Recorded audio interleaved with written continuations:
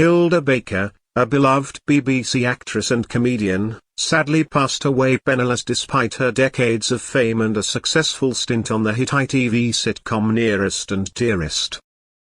The talented Hilda first graced the stage at the tender age of 10 and was already producing her own shows by the time she turned 14.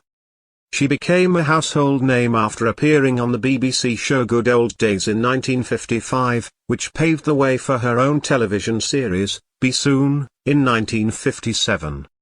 This was followed by her own sitcom, The Best of Friends, in 1963. Hilda stood out as one of the most successful female comics in Britain during an era dominated by male comedians. However, she is perhaps best remembered for her portrayal of Nellie Pledge in Nearest and Dearest from 1968 until 1973. Despite her incredible fame, which included roles in films like Saturday Night and Sunday Morning and the musical Oliver, Hilda tragically didn't have a penny to her name when she passed away. Known for bringing joy to others through her performances, her personal life was unfortunately filled with hardship, reports the Daily Record. Hilda married Ben Pearson in 1929, but their marriage fell apart after Hilda suffered 2 ectopic pregnancies. The couple legally separated 4 years later in 1933, according to the Express. Tragedy struck again for the actress when she was hit by a passing car in 1961, leaving her injured.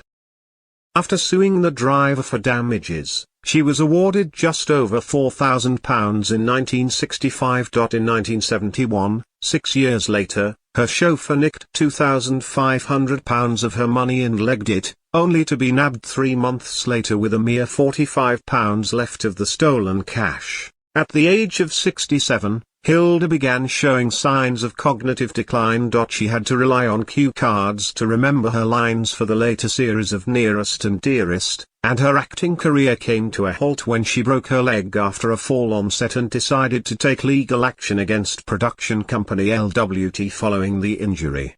Hilda was diagnosed with Alzheimer's disease and moved into Brinsworth House retirement home in 1981 when she was 76. She died in 1986 at Horton Psychiatric Hospital in Surrey from bronchial pneumonia. Despite all her fame and success, she tragically spent her final years penniless and lonely and forgotten, according to Pride of Manchester, with fewer than 10 people reported to have attended her funeral.